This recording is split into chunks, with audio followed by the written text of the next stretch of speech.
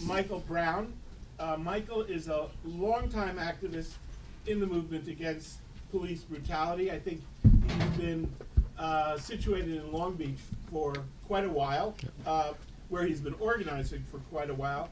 And he is a co-founder of Black Lives Matter Long Beach.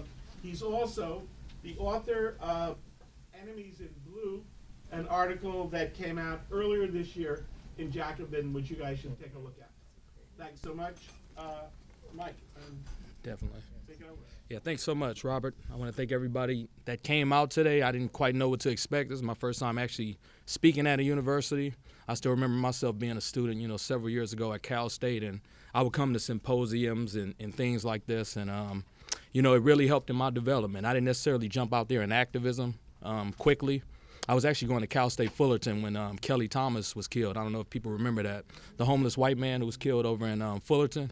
And that ended up being my first time actually getting into activism. It was me, I was with a bunch of white folks.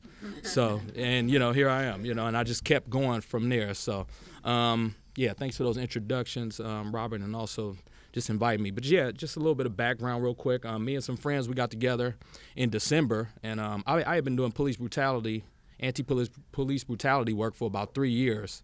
And we just decided to get together in December because there was really nothing really popping off in our city. So we just said, since we're already activists already, let's just get together and do something. So it was 4 of us who kicked this thing off. I mean, in the city, there was like events being put on, after Ferguson and after Eric Garner by like the ministers and that kind of stuff. But, no knocking against the ministers and all that. But, they was kind of gathering real silently, lighting candles. Let's put a delegation to go talk to the Long Beach PD. And we was just like, nah. We had some people around us who was a little bit more raw than that. And they was ready to turn up a little bit. So we said, okay, we got to create a different outlet here, just like they did in Ferguson, because I'm glad to see people in the house from Ferguson because that really inspired us, I was just a little youngin' in 92 when the city went up here in L.A. I was living off of 91st and Western, so we weren't that far from Florence and Normandy, Everything went up. When the whole city went up in 92, everything in my neighborhood went up. All my aunties was out there coming up, taking stuff out the Western surplus, the swap meets. We were happy to see the pawn shops and all the liquor stores get burned down. We didn't, they saying we burning down our own neighborhood, but I was like, we didn't own none of that anyway. So I was happy to see it go. And I'm sure you probably have some of the same sentiments in Baltimore and Ferguson. That stuff isn't ours, and we should reappropriate it if we need some stuff. We need some diapers or whatever. So I was rooting them on. I wish I was in Baltimore. I would be coming up with them. But I like the theme of this program here. It was called Crisis, Rebellion, and Reaction, and under the larger framework of Black Lives Matter. So I'm going to kind of stick to that. I had a whole talk written out, kind of a narrative, but I didn't know it was going to be this many people here. So I said, I'm going to go ahead and pare it down because I want to get to some questions and some discussions and see if we can get some people actually involved out here in these streets because we need some folks.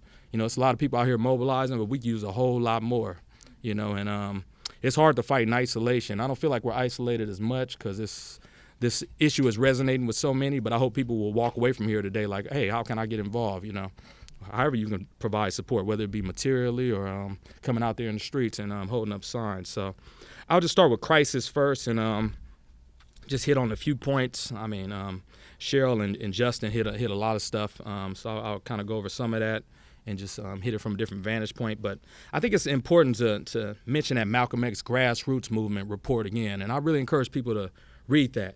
Because it got put out in PDF form. It's actually not that long. I think it's about 25 or 30 pages when you print it out. But I think people really need to check that out. That came out in 2012. It was done independently by the Malcolm X grassroots movement, people like Kelly Akuno.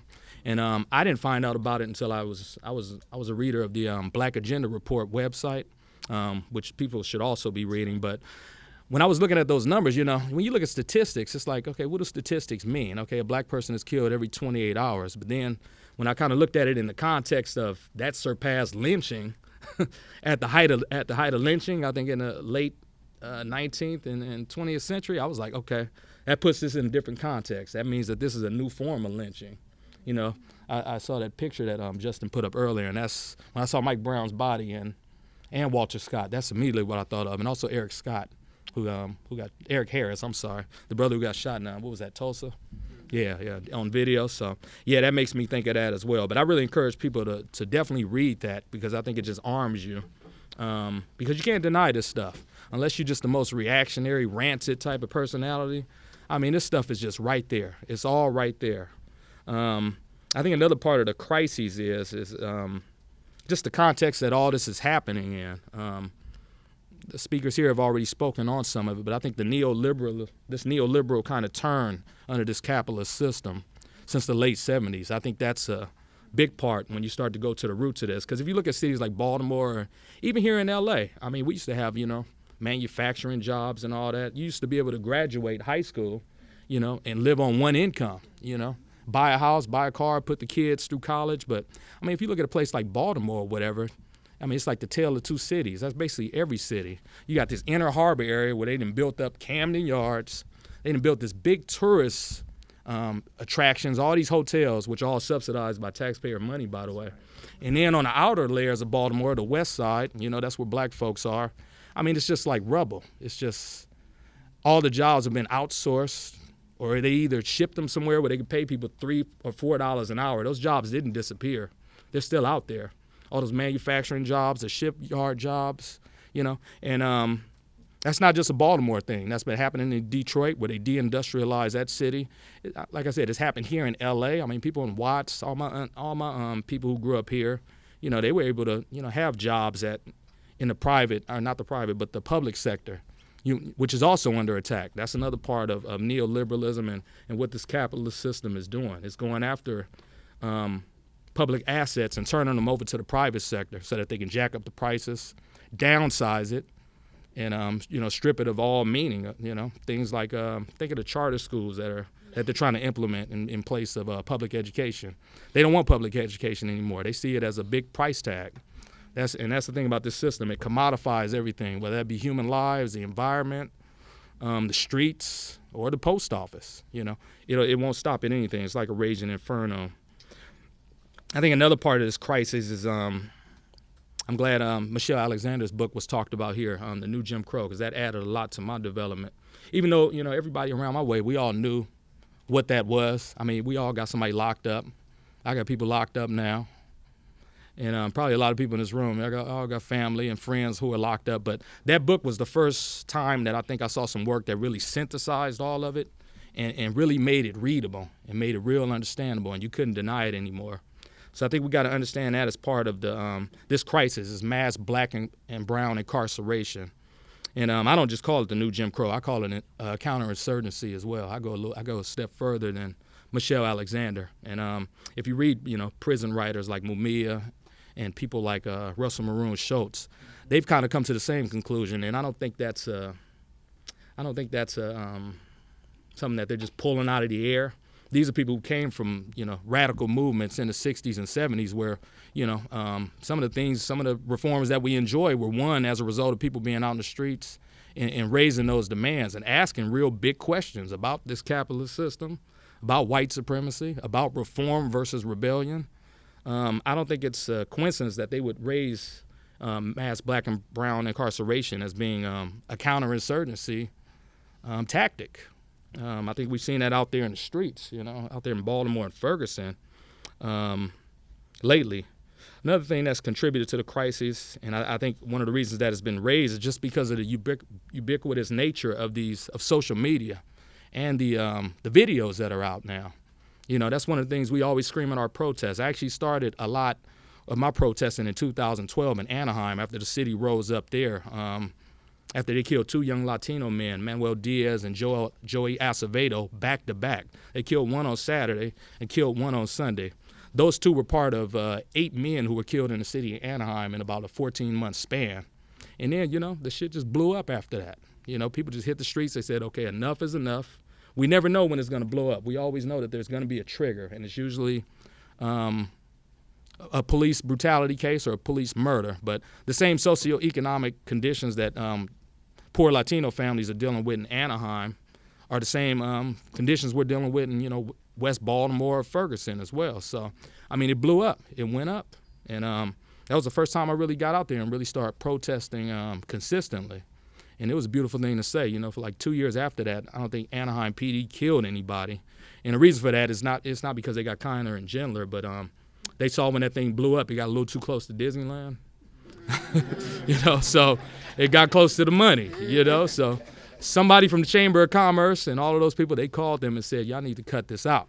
Okay, these people, they're going to start coming over here with us, in a minute. And the tripped out thing is all those neighborhoods where they were killing people are like less than 3 miles from Disneyland. So like I said, again, it's the tale of two cities. Every city in Southern California and across the nation is basically, usually all this glamorous stuff centered around a ballpark or something like Staples Center, and then you walk a block away and it's Skid Row.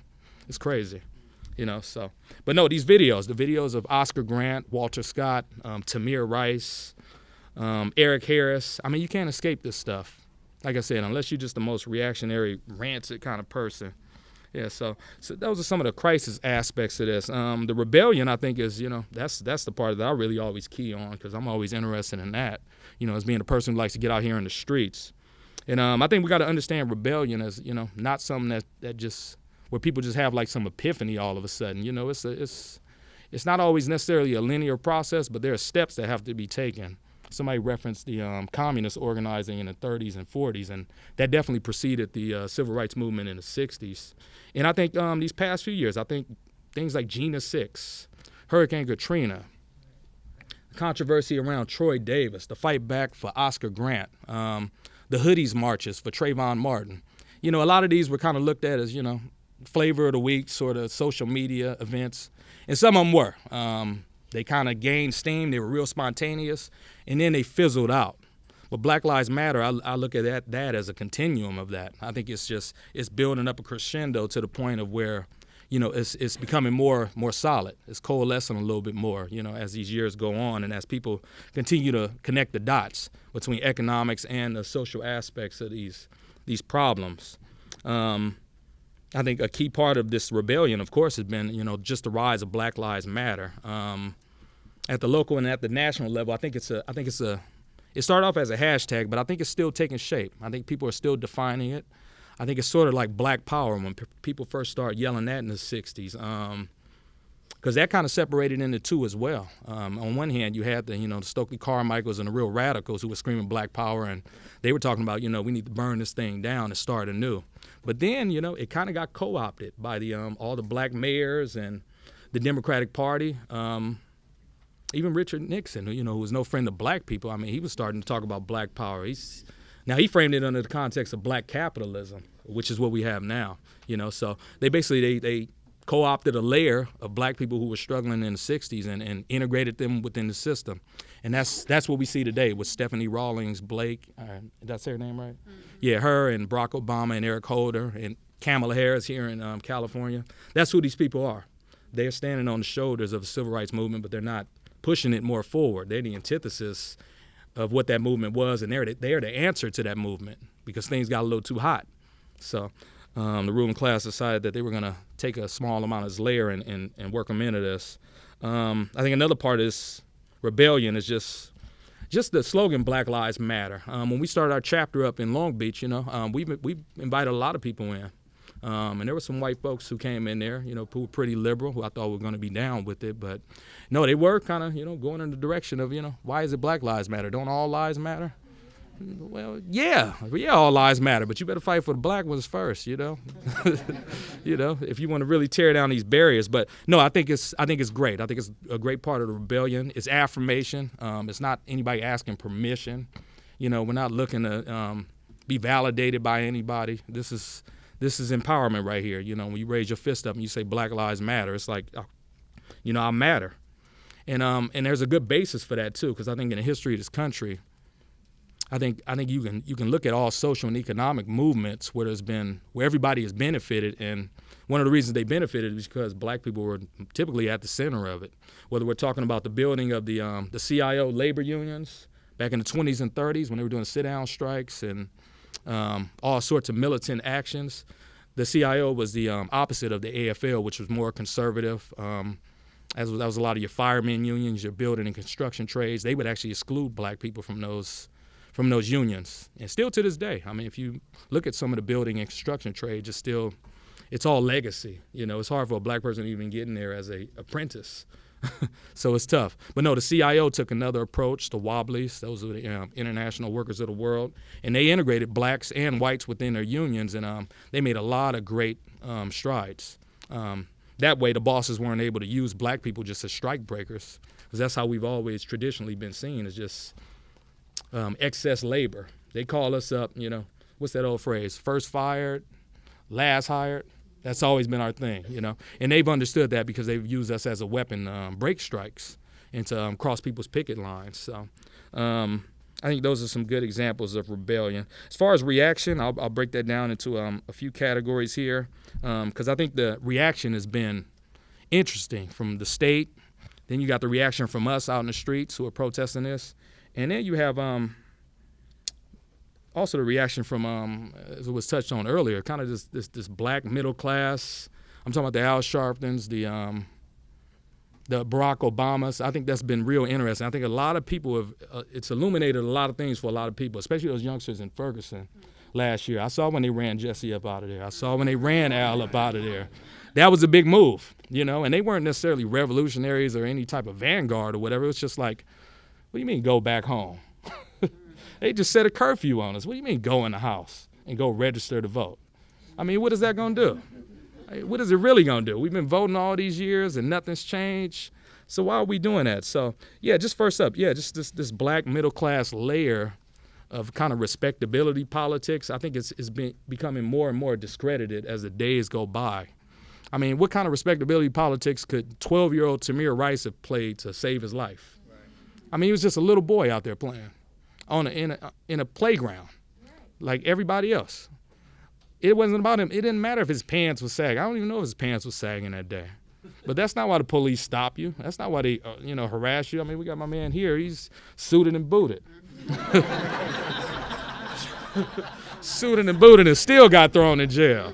I haven't even been thrown in jail yet. I've been stopped a bunch of times. But, yeah, it's not about a hoodie. It's not about, sagging your pants or speaking the King's English correctly and enunciating all your verbs and pronouns and all that kind of stuff. No, this is about police violence, state-sanctioned terror that's directed against us. And no amount of, cooning and buck dancing is going to save you. That's right. It's just not going to do it. You can keep thinking that, Stephen A. Smith and all these other people. Right. All these people. That's why they put them on air. They put them out there, and we have to understand that, too, that the media is not neutral in this. I think we've seen that with Baltimore. I mean, it's been ridiculous. You can look at one video covered somewhere and then look at it covered on CNN, and it's like you living in a different country. It's insane. So I think they've been exposed, too. I think a lot of people have understood the nature of us being our own. That's why I write sometimes when I'm able to have some time about our protests, whether we're in Compton or Reseda or Anaheim or Downey. I try to cover all that stuff myself and just shop it out to different outlets and get it out there because, I figure I'm in the trenches. I figure I know the people involved. I work directly with the families, so who better to tell our stories than us? But, yeah, I just think that's been interesting. Another aspect of this kind of reaction from this black middle-class layer is just this labeling of people as thugs and criminals. I mean, I'm glad somebody brought that up earlier when you talked about how that really started in Baltimore. I mean, that's how it really started. I mean, they were taking kids off the buses, too.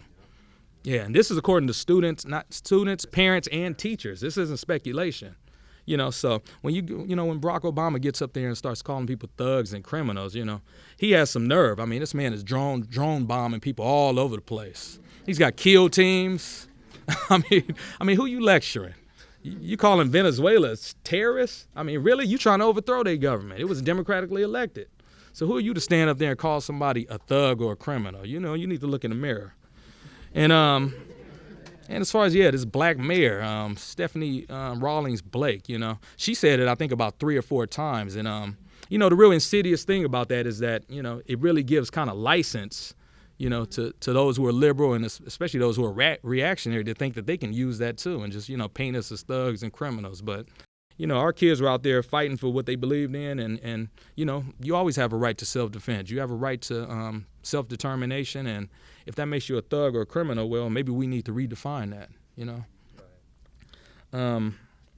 As far as the state and the armed force, their reaction, I think it's been pretty obvious. I mean, what we've seen in Baltimore, Now, they seem to have learned their lesson from Ferguson, because remember, they waited a few days before they called in the National Guard.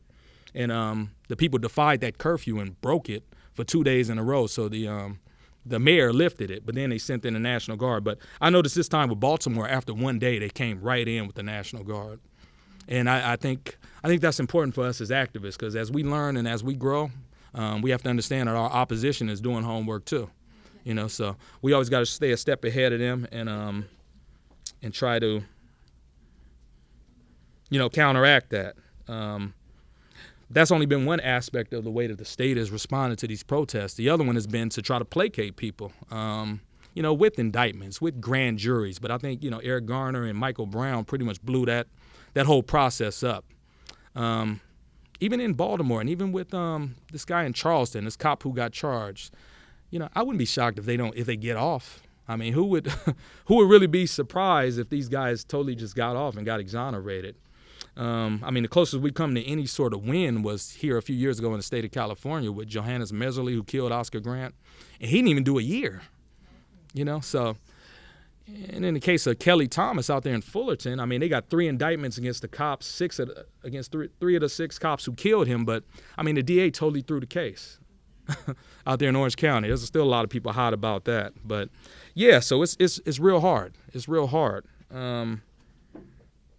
I think another part of the reactioning is from the I'm going to go to protesters now, but I think some important lessons that have been learned is, like I said, the rejection of respectability politics. I think that's a big ideological hurdle that we cleared, particularly with our young people. They've been thrown, had nothing but trash thrown on them by the likes of Bill Cosby and all these other folks, for the past decade and a half or whatever. And it's like, you want to blame these kids for throwing rocks or whatever, but they didn't gentrify the communities. You can blame me for sagging my pants, but I didn't close the after-school programs. I didn't do that. I didn't dismantle. I'm not downsizing the little measly welfare state that we did have in place. So it's like, you need to recenter that those energies somewhere else. Don't always try to point the finger at us. Look at these structures. I think in terms of the protesters, another thing that I've liked that I've seen is that people are rejecting voting as a panacea. It could be part of the process, maybe. If we have a real independent party or something like that. But for the most part, voting, it doesn't work. If it worked, they would ban it. Right. Well, yeah, with the voting ID rights. So they are coming after that, yeah, which shows you, that the system, it's always on counterattack mode. That's a reform that was won in blood in the 60s with that legislation, and it's already being turned around. But, no, I think it's important for us to understand that, things like voting and going through the quote-unquote proper channels and protesting right is not really where our power lies. Our power lies out in the streets. And mass mobilizations, direct action, that's what the system can't deal with. There's a reason why they put the tanks and the armor and the snipers out there when we hit the streets. They're scared to death of that. It doesn't seem like it. Maybe some of those individual cops aren't, but trust me, the people who are pulling their strings, they know what it means. There's so many social and economic antagonisms in this society that, it's bound to blow up. And it's going to keep blowing up. We don't even know which city it'll be next, but it could be anywhere. So I'm going to wrap up now real quickly, but also the rejection of the good cop, bad cop. That's another good thing. I was hearing a lot of that in activist circles 3 years ago. I don't hear that anymore.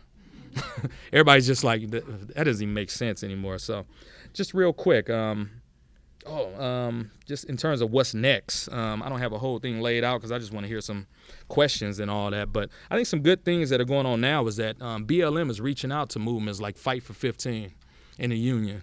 The fast food workers who are organizing. I think sending delegations internationally and trying to build those ties up with Palestinians and other oppressed peoples.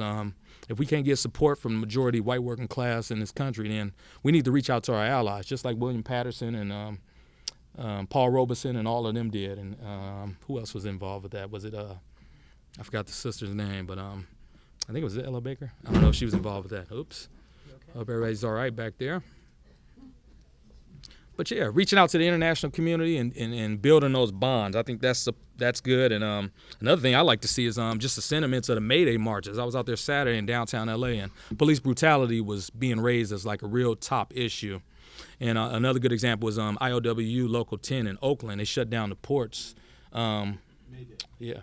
Yeah, Mayday, that's right, with Black Lives Matter. So we need more of that. That's just one local, that's one example, but we need more of that. So that's all I have. Thanks so much. All right.